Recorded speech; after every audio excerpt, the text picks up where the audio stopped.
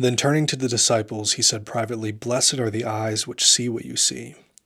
For I tell you that many prophets and kings desired to see what you see and did not see it, and to hear what you hear and did not hear it." I love this gospel passage because it reveals an issue that we're still dealing with today, especially as men. The knowledge of God versus actually knowing God. The scribes and the Pharisees at that time were the most well-learned men. They knew the law inside and out, and yet what they didn't know was the God-made man standing right in front of them. And think about what Jesus is telling his disciples. See what you see, hear what you hear. Many of the scribes and Pharisees saw what the disciples saw and heard what the disciples heard, and yet they still condemned him to death. Whereas the disciples, who, barring Matthew, were all fishermen, they weren't educated men. And yet, they knew God. See, this leads me to one of my all-time favorite verses of the Bible, which is, "Depart from me, I never knew you." It's something I keep in the back of my head all the time. Depart from me, I never knew you. Jesus warns us that we're going to have people who are casting out demons, prophesying these amazing things, and they're going to come to him in the end and say, "Lord, Lord," and he will respond, "Depart from me, I never knew you." Now, how is that possible? How are they doing all these good things? Well, I think it's the same way as these scribes who saw and listened and did not know. So the Greek for the word knew, "Depart from me, I never knew you," is the same Greek word used for Adam knew Eve. Think about that. What does that mean? It denotes intimacy, an intimate relationship, not a sexual one, but an intimate one.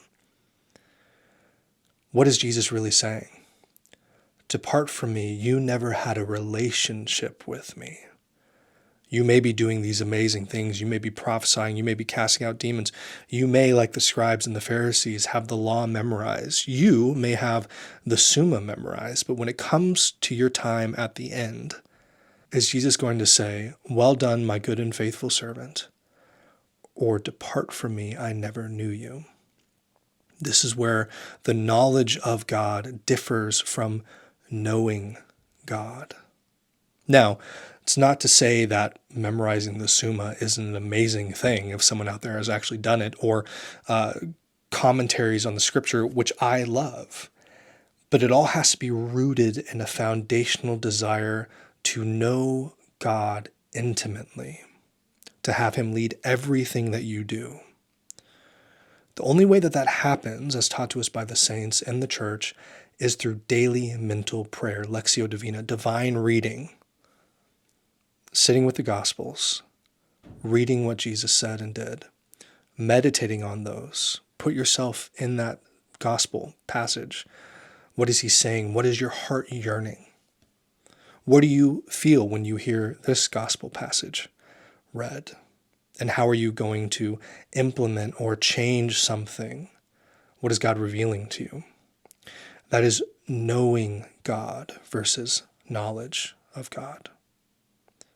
So, let's all try to make sure that we're not being modern-day Pharisees and scribes, focusing too much on the law and not the one who fulfills the law.